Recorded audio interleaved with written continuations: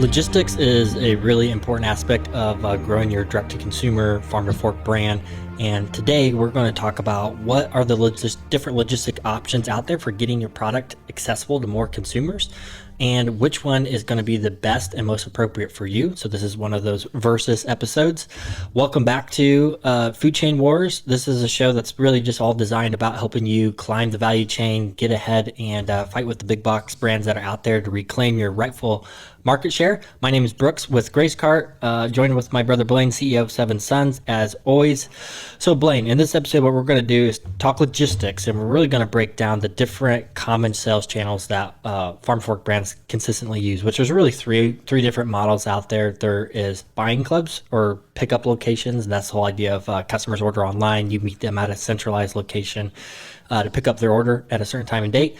Then there's also the delivery method side of it, which you can break those into two different categories. There's shipping, where you outsource delivering to your customer's home through a carrier, or you do the home deliveries yourself with your own vehicles and equipment. So those are kind of the three different common options. I think there's some pros and cons to each one, and we'll see where both you and I fall on this, because I know we've had even just a lot of colorful discussions on our team to help over the years figure out where should we focus and what should we do when it comes to the logistics. If we've followed Seven Sons very long, I mean, we've been in business for 20 years, and for the majority of those years, pickup locations or buying clubs was the default, and we actually grew and scaled a business with those. But today, and for the last, has it been 3 years, Brooks?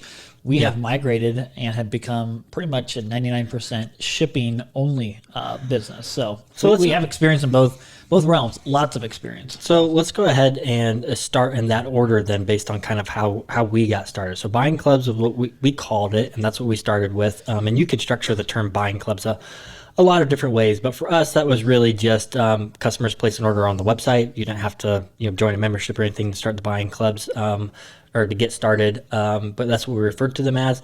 And we had different, really just loyal customers who would either host their residential driveway. It could have been, a CrossFit gym or a place of business. Really what we were looking for is anywhere that customers could come to pick up an order 15 to 20 or so in an hour to a half hour and not cause a ruckus. So that was kind of what gave our business wings initially. And at the height of the buying club program, we had 50 different around 50 different pickup locations. Yeah. So let's go ahead and just break down, what were the benefits and the pros that really gave our benefits, and then maybe let's move into the cons. Limitations. Limitations of those. And I think really the first initial pro for us, especially, we started buying clubs. I mean, what year would that have been? In 2008. Probably. So obviously, long time ago, a very different world at that point, with just the level of sophistication that UPS, FedEx, and these carrier companies had, and the cost to get started with some of that. So I would, at the time, that was actually the easiest barrier of entry to get our business available in other markets, was to buy our own truck and let's make some deliveries. We didn't have to expand a retail storefront footprint anywhere, and it allowed us to go direct to consumer all the way up the value chain, capture the most amount of margin by basically building our small little internal logistics company. It was a low barrier to entry. I mean, we even started, Brooks, the earliest days. I mean, some of you listening are doing this now. It can be as simple as packing orders into coolers and putting in the back of the pickup truck. Or we actually put a freezer in the back of the pickup truck one time and unplugged it and filled it up and left and made deliveries. So you definitely don't have to overcomplicate it. And if I had to break down pros when you contrast this to some of the common channels that people are pursuing now with shipping and home delivery, I think the biggest thing here, especially if you're getting started, is the level of one-on-one engagement you get with your customers. This opportunity provides. Face to face, yeah. So if you're early on in your stage of business and you're getting started, you actually making these deliveries, being able to have that face-to-face time with customers it's one of the best retention tools out there. The biggest problem with it is it's not very scalable. Yep. But when you're getting started, you're obviously looking for revenue anywhere you can. So it's something that's worth your time in the early days. Yeah. And too, you're getting that, not only that interaction, face-to-face interaction, but you also are getting that direct feedback from your customers as well. An opportunity for them to give you feedback on your products, on your business itself, which is valuable. I mean, we always talk about that's, I think, one of the biggest values of Stephen Farmers Markets is that early stage, you're just getting your business started. You need that quick feedback and that direct interaction. Yeah, you need to learn who your ideal customer is. You'll discover that people come to you for different reasons, and you can't be all things to all people. There's a lot of opportunity out there to focus on serving a specific type of customer, at least gearing most of your marketing and your messaging around speaking to them. And you need to figure that out because there's a lot of opportunity there when you do figure that out. And this is one of the, not that you can't do that, by scheduling customer interviews and talking to them on the phone or over Zoom and things like that. But, this face-to-face opportunity. And if you are doing remote pickup locations now, you want to make the most of that. So think about some of the questions that you want to ask some of your best customers and consistent customers as they continue to pick up the order. I know my favorite was always, how did you find out about us? It was a great way to get feedback on where were people kind of seeking us out, and that could help drive some of our marketing on where to double down and spend more time. Another benefit, Brooks, I would say, and reason that we focused on buying clubs and they're appealing to us when we were smaller and brand new was, we actually. The initial club, we call them club leaders, Brooks. These are people who donated or provided their parking lot, a church parking lot, of their home driveway. These leaders of these locations, they actually did some work and helped spreading the word. Because when we said, okay, these are some of our best customers that maybe were traveling to the farm before we had the pickup locations, and when we, some of those initial customers actually told us, hey. Schedule a frequency to come to whether my church parking lot or come to my home driveway, and I will help spread the word. And so as a small business, that was really, really impactful and meaningful to us to have, those evangelists out there telling their friends and family. Yeah, so it's worthwhile too, if you are doing this or thinking about it, to if you have the opportunity to, you want to start a pickup location in a certain city and you've got 2 to 3 people who volunteer, make sure you think about, well, who's going to do the most to spread the word. Yes. Yeah. Because if you give put a little incentive out there for that as well. I mean, I know for us, when we kind of closed down buying clubs, we gave a $10 referral credit for every new customer that picked up at their buying club. So it kind of gave them a little bit of incentive. They also got free delivery as well, and the convenience of it getting delivered to their home. Those were some big things, but the incentive for them to spread the word is important. Yeah, and looking back, Brooks, we were, I think, a $10 one-time incentive. It was in a customer credit, in the form of a customer credit to them for any new customers that picked up. But looking back, that credit could have easily been $35 to $45, if not more. Yep. Because that's really valuable. One thing that we ran into, Brooks, kind of towards the end of our buying club days, is that there was so much word of mouth and just organic business coming to us that we had a lot of club leaders that really didn't have to. All they had to do was provide a location, and the new customers were coming on board without a whole lot of effort from them. So we didn't have to have a large incentive for them. But if you're just getting started and you really want to rely upon a location leader to spread the word, I would easily put that incentive up in the $30 to $40. Yeah, and think about that, because it's a really good opportunity to set expectation as you're building this out, that whatever that incentive is that's out there, make sure that you give a time keyed aspect to it, of like, hey, yeah, we relook at this and reevaluate. Or maybe just say, hey, for your first year, every new customer, because honestly, they're going to run out of their friends and family group, after that first year. So, anyways, it definitely was market exposure to us, Brooks, through those location leaders. Last pro I had was it can be one of the most cost-effective logistics options in sales channel once you start to pick up the volume. I mean, that's the whole thing. Logistics is a numbers and volumes game. It's all about delivery density. You hear, talk in the delivery world, logistics world, they're always talking about delivery density. So the number of orders that you can put and fill in on a truck and, make a drive 3 to 4 hours and come back in the same day, that's really going to be how you spread out that overhead. So the more orders you get on that truck, the better. So once you do pick up some demand here, it can be a very cost-effective sales channel. It was for us, even when we closed it, it was still our most cost-effective logistics model at the time. I mean, I would say we averaged anywhere, if it was a large truck, very full, we would have delivery costs down to 15 cents per pound. If it was kind of an average, I think our average was around 25 cents a pound for the delivery when we figured our fuel, time, and depreciation on the vehicle. Yep. It was definitely less on a per pound basis for the order. Brooks, one other, a pro to the buying clubs is that it was easier to sell in bulk simply because you had that lower delivery cost. And really, our goal when we were going out on a route to different, to the buying clubs, we just wanted the truck full. So we had a lot of incentive to offer, steep discounts for a half a beef, even a whole beef. And we had people buying those at the buying clubs. We had people buying, we had 15 and 30 dozen cases of eggs, and they were sharing them with multiple family members to get a great deal. So yeah, there's definitely, I guess, a product mix opportunity. And it fit the frequency model because we were making deliveries every about 6 weeks, sometimes every 9 weeks.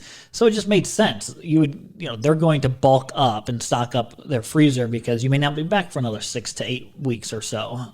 So that fit the merchandising model to sell in bulk, offer deeper discounts, fill that truck if we were going to drive 3 hours away. Yep. And it was just a different model, and the buying club lended itself to that bulk merchandising, lower delivery cost model. Yeah, so this is probably one of the bigger things as we talk about pros and cons here that you need to kind of just audit yourself of what your goals are if you haven't already started all of your logistics channels. If you go with shipping, you're definitely going to limit maybe some of that product mix opportunity of selling, fresh and frozen items and being able to give like these heavy discounts for the volume. So that kind of leads us into cons for buying clubs. I think these are mostly obvious. It adds complexity to business, especially as you continue to grow out. So it can be more cost effective, but there is a cost that goes into managing the complexity of payroll for drivers, trucks on the road. At the height of our buying club program, it was becoming complex little. It was a little bit of a barrier. You don't feel like you're in logistics when you first start out and you're loading coolers just in your farm pickup truck. Yeah. But once this grows out, you need to get multiple trucks out on the road, multiple drivers out on the road, 2 trucks. We at our height were pretty much Fridays and Saturdays, at least 1 to 2 trucks on the road each day. So managing all of that, the communication with the customers, it's complex. It's a lot to deal with. Trucks breaking down, so you have to have redundancy in place. Yes. What happens when a truck's not ready to go out? I wonder how many times, Brooks, now that we're doing home delivery, a UPS truck has broken down. We never heard about it. UPS took care of that issue. They sent a new truck out, offloaded, and we never knew about it. Yeah, so I think about the headaches. Definitely life has been simpler. Yes, a lot easier. It's funny when you're just getting started. It feels so much more complex to start with a shipping program, Brooks. But and it feels so much easier to start with your own little logistics, But once it started to scale, the complexity in the workload of the pickup locations was overwhelming. Yeah. It was overbearing, and it's hard to even fully paint that picture in story because it's a collection of just hundreds and thousands, if not hundreds, thousands of little fires that pop up throughout the year. This truck had a flat tire on the road. We got now it's Sunday and Saturday, and you've got. Can you think of any of the horror stories I know we've had tires, we've gotten rained out, and the tents gotten so drenched that it completely imploded on itself. Renting Ryder trucks last minute because the truck wasn't ready to go. I can think about the delivery we made when they made it to their second stop and they opened up the back of the truck and realized they didn't load a pallet into the truck. So 50 customers were planning to be at a location in 10 or 15 minutes, and they did not have the pallet on the truck. That pallet was back in Roanoke, Indiana. Talk about panic, Brooks. That day we made some quick phone calls as fast as we could, but a lot of customers showed up and we had to tell them to come back in a couple hours when we had another truck there. So logistics is tough. And it's also tough to plan for all of those costs when it comes to the depreciation value of trucks and vehicles and maintenance, predicting what your maintenance cost is going to be. So the logistics industry is huge for a reason. So I think most people get to a point where it does not make sense to continue to scale that out. And ultimately, Brooks, for us anyways, other people structure their delivery frequency different for pickup locations, but we were, again, delivering it every 6 weeks. So every 6 weeks, and the customer had to come to pick up they had to drive to pick up their order. Ultimately, it's just not as convenient. Yep. It is not as convenient for the Yep, I had that on here as well. So, and I think this is becoming even more important. When we started, in order to get access to a local farm, there weren't very many options. So you're thinking back 2008 or so. So this was actually a convenient way for someone to get access to a local farm versus having to find somebody, drive out to them to get their beef, drive to some other farm to get their pork. But that's changed now where, there's butcher boxes out there, there's crowd cows out there. So to expect somebody to take time out of their schedule on a weekend or something like that, or even during the weekday, there's definitely barriers there to get somebody be able to go and show up. Curbside is popular, and it's become more popular since COVID for grocery stores and stuff. But don't make the mistake of translating the convenience of the grocery store model to you, because when I go on the Kroger app and someone goes to place an order on there, you can pretty much pick up same day. You can pick exactly what time based on your schedule fits the best for you, versus here where we were setting time slots for people, and which day they had to come. And if that didn't work for them, they didn't have any other option. Yeah. So that, I think, rounds the house for buying clubs and pickup locations. Let's go ahead and move into delivery and start with, I want to start with shipping. So this is home delivery that you outsource to a major courier or more likely a major carrier, UPS or FedEx. So going through the pros, I think the first one is the most obvious, and this is the acronym out there is TAM. So your total addressable market opportunity is just so much higher than it is for the buying clubs and pickup locations. So for example, we have podcast episodes on how to get started with shipping. If you're interested in that, we're not going to go deep into that today, but we do recommend, if you are getting started and you're not doing this today, to just start with 1-day ground shipping with UPS. And for most people, that's going to be, you're talking tens of millions of people within a one-day ground shipping area. For us in Indiana, I think it's like 48, 50 million people where we're located that we can serve in 1-day ground shipping zone. That is so many more people that have an insanely convenient access to your product delivered to their door, versus, even in that same distribution area, we had like 50 pickup locations.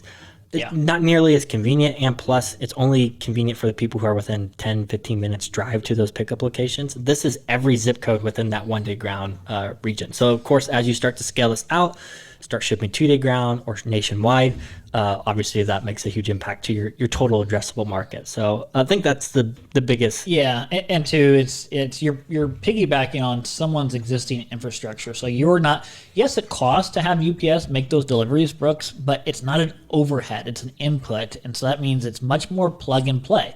Your cost only goes up as the number of orders that go up. So I would say it's more scale neutral, especially, Brooks, if you take the shipping course and you understand how to actually start off from scratch and get some bulk discounts, get in your supplies at bulk rates.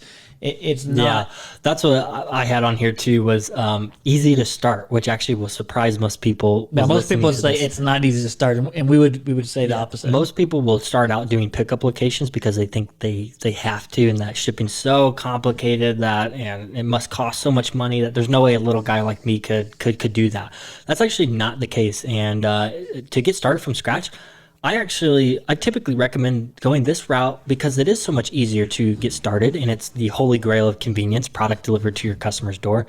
And like you mentioned, incredibly scalable. So as you start to grow, you don't have to worry about buying an extra truck because your truck's full. UPS has taken on that entire load. So it's an incredible infrastructure and network that's available today that just was not available years ago. Yeah. So if you know what you're doing and you get the right information, this is actually very easy to do. I know a lot of people get started think they also have to ship, overnight or 2-day air. And then you go on UPS website, you look at the estimates for overnight air, and it's like $200. How could I ever do this? Of course, that doesn't work. And but that's actually, you'd be shocked. Most I would say, most all orders are all getting delivered ground from the big guys, ButcherBox and everybody else. That's the way to do it because it's significantly cheaper. So I just want to plug too. GraceCart has the ability, because that was a struggle for us, Brooks, early on before we built GraceCart. Is we can't do shipping because if we did shipping, we'd only want to do it in a certain radius, and we didn't have the tools and technology to geofence our service area. GraceCart makes that so much easier. We go really deep here. So if this is something you're interested in, I don't think we'll go super deep into it on episode, but reach out to our team. We've got partnerships with people where you can get significantly discounted up to 60 and 80% off of shipping rates with UPS.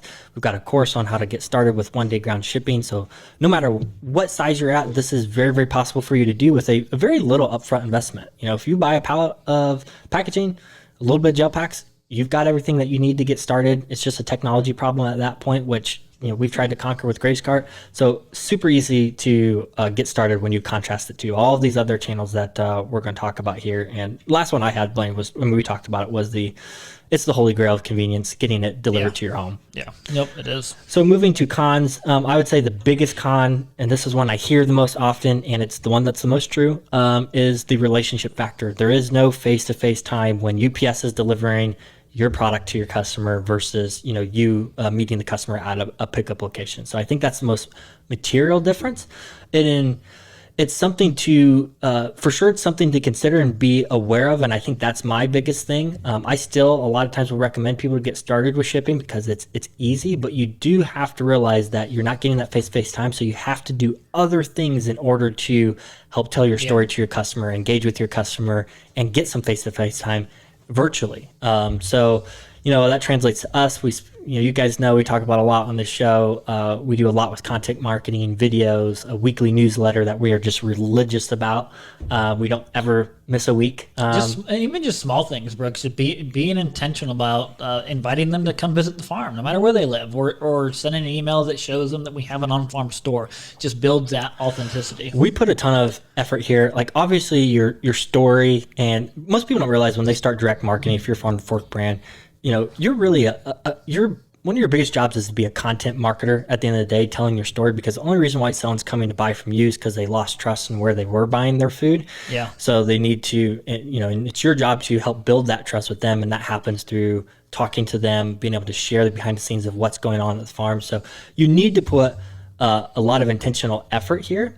And I think though, it's really easy to just feel like you want to kind of, I know people who stay with the buying club and pickup route because they just believe if they didn't do it, it would really hurt their business because they don't have that face-to-face time. But I don't think that's the case. You can spend time here. I mean, just think about it. If you're not on the road at that, every Saturday of the year delivering to your customers, that's every Saturday that you have a whole day to create content, write a newsletter on your farm, and that gets sent out to every single customer. So I think it's definitely scalable. Nothing's like being able to talk to a customer face to face, but you can definitely scale out some ways to help tell a story where you're very intentional and put even more effort into the quality of what you're communicating to your customers versus what even happens in a casual one-on-one conversation. And some of this comes back to asking holistic questions about what are your goals long term, and if your goal is to just you have an idea of, hey, my business, I just really might get to this size, and I think I can do it with the pickup model just in my region, then go for it. But if you have higher aspirations, shipping is definitely very scalable. Brooks, one of the cons that I thought of with shipping is that you don't, from out of the gate, you don't have that organic demand creation that the buying clubs can lend you with, again, the people on the ground, word of mouth, helping you get customers. You don't have that. When we talk about the platform principles, Brooks, that we've built our business on of convenience, we talk about for you to grow a business, you have to be visible to customers, you have to be accessible, and that's what we're talking about here, and you have to have your products available.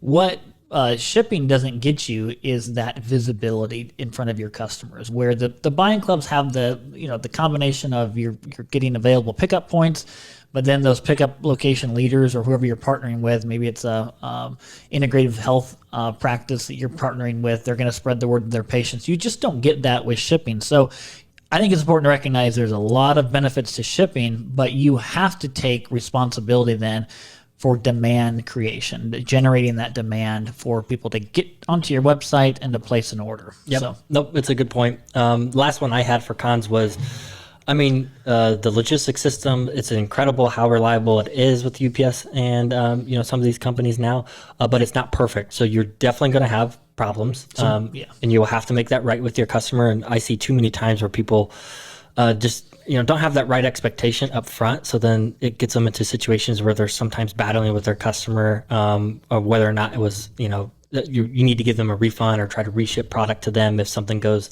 wrong where it got delayed for a few days. So number one, you need to plan for at least a day delay in your shipping model. And that's another reason why we recommend starting with 1 day ground shipping, because with gel packs, you can pretty much build a scenario where you can make sure that product will be fine for 2 days. And don't go 2 days though, because then everything that gets delivered in 2 days that has a 1 day delay in a 3 is something that you're pretty high degree that you're going to have to send out a refund or reship the product for Not, that. not to get too much in the weeds, Brooks, but what is our deliverability rate? So when our orders go out for 1 day shipping, how many of those orders actually make it in 1 day versus? I actually don't know that stat off the top of my head, but what I can tell you is that on average, we give out, there's a lot of things that hit this, but we give out around 2.5% in refunds, refunds and store credit for customers when something went wrong. So that could be a lot of different things.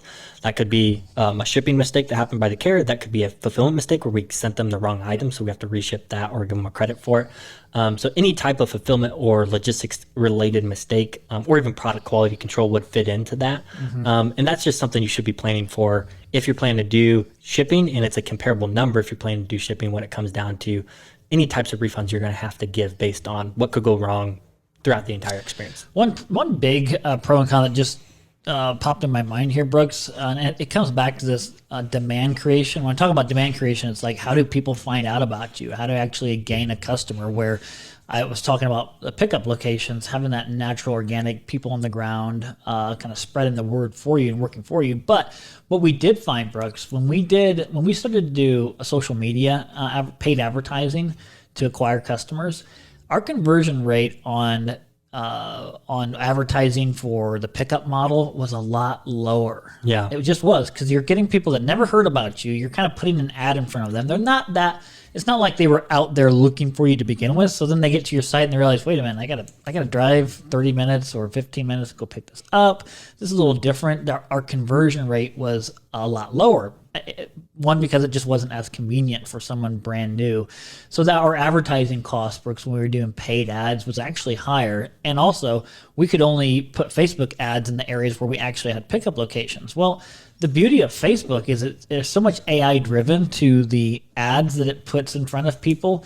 It can, if you can give it a broader geographical area and a greater number of people, Facebook will do a lot better job at finding your ideal customer who's actually going to have a better chance of converting. So all that to say is that when we went to strictly shipping, we were actually able to scale our ad budget because, well, Facebook was so much more efficient for us, spread across really a nationwide scene and finding the best low-hanging fruit, highest converting customers. Yeah, and this is one of the big things that, where it comes down to, if you are a more mature business and maybe you're doing both shipping and pickup locations, hopefully this is giving you some content to help you determine where do you need to focus for the future. Because if you feel like you still got some growth ambitions, but you've saturated a little bit of that word of mouth exposure that you get from those buying clubs, and you're starting to hit some of those complexity hangups that we were talking about earlier, those are some indicators that it might be the time to readjust, refocus your efforts. Because when you can I would say there is a lot of value when it comes down to being able to just focus on one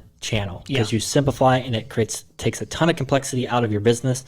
We've built a lot of technology into Greatest Cart to help you do multiple channels at once and manage through that complexity, but it's still complexity at the end of the day. So if you can eliminate it, your life will get easier. So the last one, I think we want to just spend a couple minutes talking about just a few different distinctions, Blaine, of someone who's doing home delivery themselves with their own vehicles versus, shipping. And there's really the biggest distinction there is that it's kind of like this hybrid. You've got all the cons of like the overheads and the complexities that buying clubs has because it's your own little logistics business.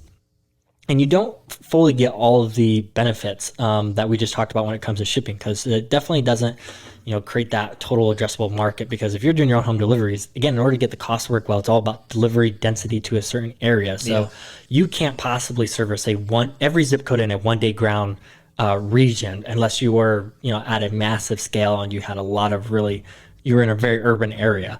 So that's not going to be true for most of you. So most often than not, this is going to be too cost effective, I think, for most people to manage your own logistics. Yeah, I would say that, the costs just don't work out. I mean, we penciled out because we were seriously considering doing our own home deliveries, and we never did pencil out something that was as cost effective as UPS. Yeah, as outsourcing that. So, I mean, the pros that this would have, if you can pencil this to make it work, if you're like located in a highly, highly urban area, like New York City's out your back door. So I'm thinking of Walden Local, Brooks. Yeah, they do all their home deliveries, I believe. They're out, their back doors, Boston, New York. So those are their kind of local markets. So in somewhere like that, you can, again, with the total addressable market out there too, it's absolutely huge. So the opportunity there.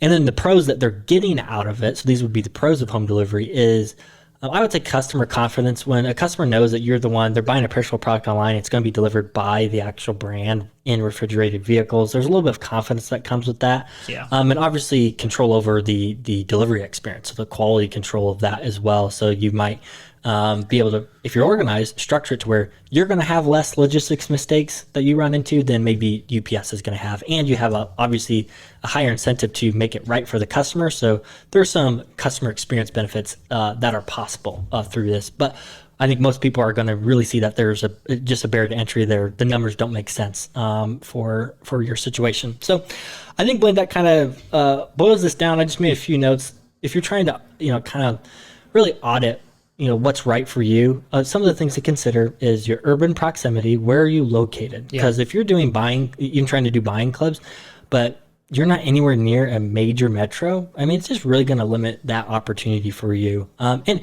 I mean, direct marketing as a whole is just always going to be better from the logistics side if you're close to urban markets, because also if you're really rural, then UPS's delivery area isn't going to be as good either. But there's going to be a higher opportunity for you to figure out the whole shipping thing, figure out how to get dry ice and be able to ship wider versus trying to make the cost work to drive 5 hours, 6 hours to your local metro as well. So that's a big thing to consider. Look at your product mix. So are you heavily reliant on, if maybe, for example, you might be listening to this and you're a freezer beef business where you're pretty much selling quarters, halves, and wholes. Well, I can tell you right now, don't try to build a shipping program around that, because UPS and FedEx, they have penalties on large orders over 50 pounds. They don't want their drivers handling anything much larger there's than no that. economies of scale on an order over 50 pounds for UPS. Yep. So there's penalties there. That's pretty much the largest order that you want to ship out. So obviously, if you're doing freezer business, that kind of cuts that out of the equation for you. And if you are a business where you're selling both fresh and frozen items, so maybe you grow produce and you also do frozen products as well, Or dairy, you're doing milk. or dairy, that's another good example. It's really hard to ship through UPS and FedEx with dry ice, keep the frozen items frozen, the fresh items from freezing. Very, very difficult. We've sent cracked frozen eggs. We've had chocolate milk turn into chocolate slushies that were in transit. And you definitely have to simplify your product mix if you want to focus just on shipping. And then I'd say the third one is really your startup budget when it comes to, if you have a high motivation to grow, you've got some capital behind you to put towards paid advertising, that's going to determine a little bit too of what strategy do you want to focus on in the early days. If you're on a shoestring budget, there's a higher degree of opportunity for you to tap into that word of mouth benefit that a buying club leader could bring for you. Now, if you're trying to grow faster and you want to put some money towards advertising, again, the ads aren't going to be as effective for that channel versus getting started with something like shipping instead. So and ultimately, Brooks, just to boil it down, our decision to go strictly to shipping really came down to, one, we had goals to scale, and second, we needed to eliminate complexity. And there just wasn't a point to have a pickup network within a area that we could make home deliveries at a pretty affordable cost at that point. So it just didn't make sense to have that complexity. I would also say, as an overall, just as because being in this industry, being in Grace Cart, we're seeing what people are doing as a whole. Buying clubs and pickup locations are losing their overall effectiveness and benefits when you stack them up against shipping for someone who's getting started than maybe in 2010. The threshold of what demand is for convenience is just higher these days. Yep. So it's still an opportunity out there that might make sense for certain people, but more and more often, I'm coaching folks to start with that shipping model because it's just easy enough to get started. It's a why not thing. Yep.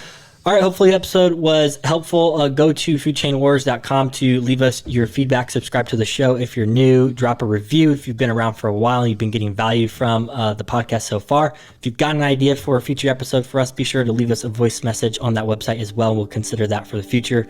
Thanks a lot for listening, guys, and we'll talk soon.